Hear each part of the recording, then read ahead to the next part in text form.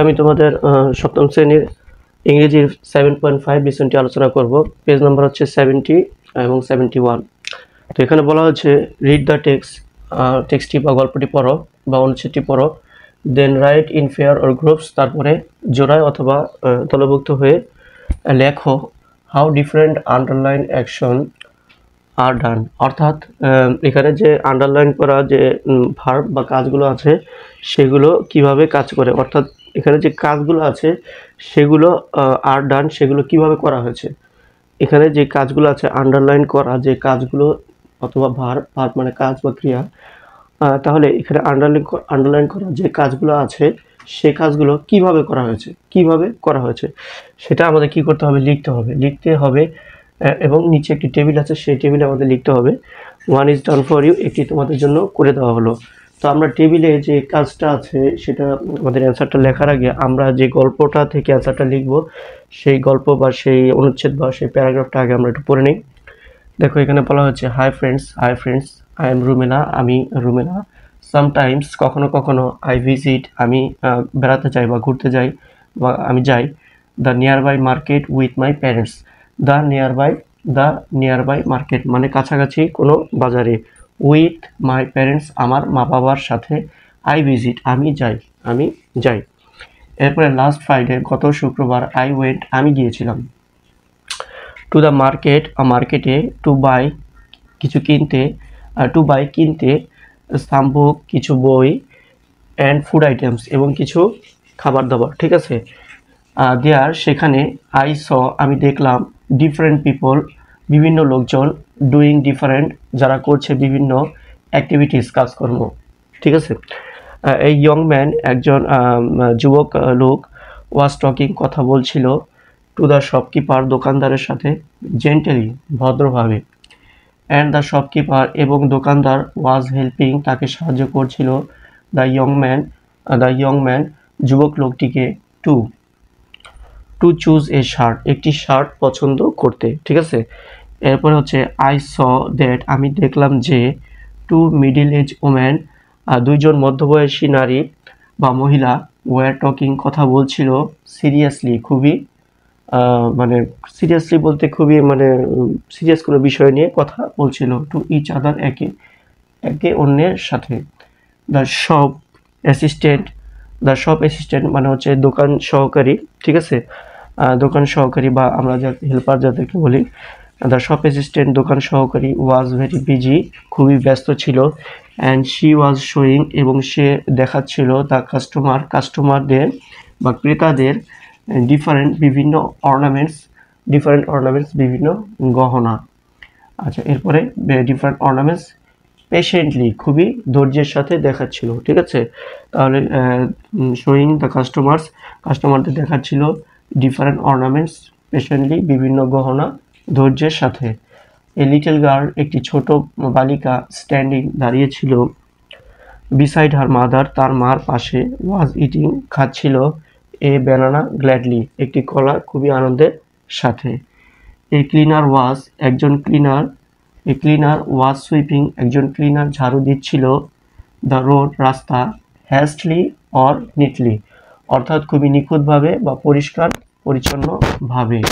One of the security guard একজন নিরাপত্তা কর্মী, ওয়াজ চেকিং করছিল, সিরিয়াসলি খুবই কঠিনভাবে বা খুবই পুঙ্খানুপুঙ্খানুভাবে চেকিং করছিল, weather every on or the mask or not. ঠিক আছে, weather every one or the mask or not অর্থাৎ কেউ মাস্ক পরেছে কিনা সেটাই সিরিয়াসলি চেকিং করছিল সিকিউরিটি গার্ড। অ্যান্ড হোয়েন এবং যখন, আই ওয়েন্ট আমি গিয়েছিলাম, টু দ্য গার্ল ওয়াশরুম অর্থাৎ মহিলা যে ওয়াশরুমে আমি গিয়েছিলাম যখন, আইসো আমি দেখলাম, দ্য ক্লিনার যিনি পরিষ্কার করেন আর কি, আস্কিং সে বলছিল, এভরিওয়ান জেন্টলি সবাইকে ভদ্রভাবে, টু ইউজ দ্য ওয়াশরুম ব্যবহার করতে, প্রপারলি মানে সঠিকভাবে।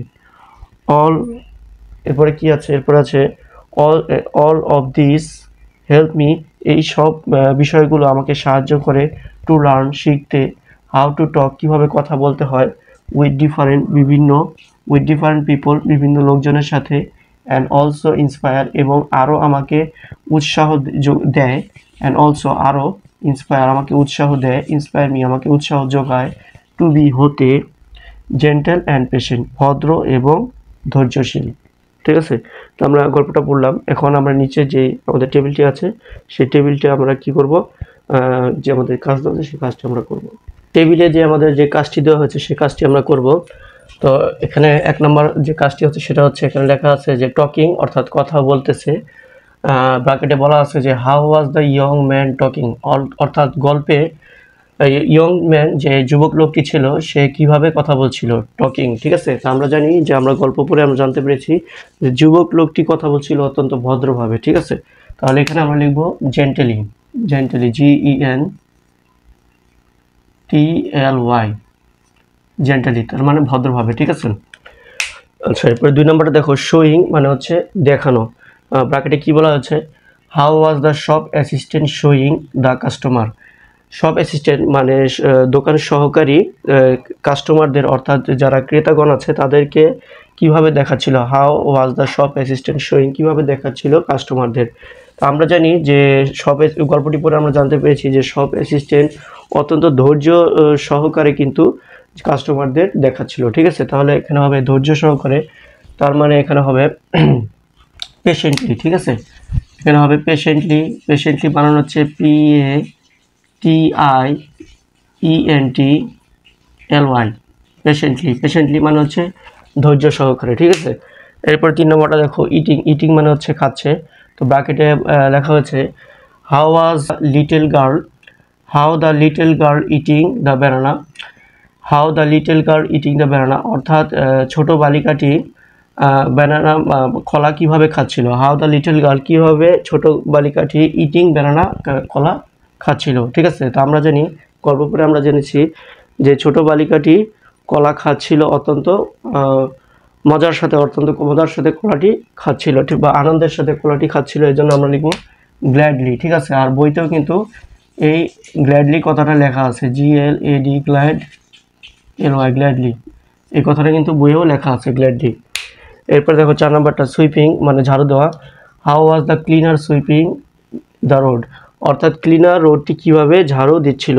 আমরা জানি গল্প পড়ে আমরা জানতে পেরেছি যে ক্লিনার অত্যন্ত মানে নিখুঁতভাবে এবং পরিষ্কার পরিচ্ছন্নভাবে রোডটি ঝাড়ু দিচ্ছিল। তাহলে নিখুঁতভাবে হচ্ছে তোমার এখানে আমরা দিতে পারি নিটলি। ঠিক আছে, এখানে আমরা হ্যাস্টলি দিতে পারি, প্রথমে হ্যাস্টলি, HASTI, হ্যাস্টলি।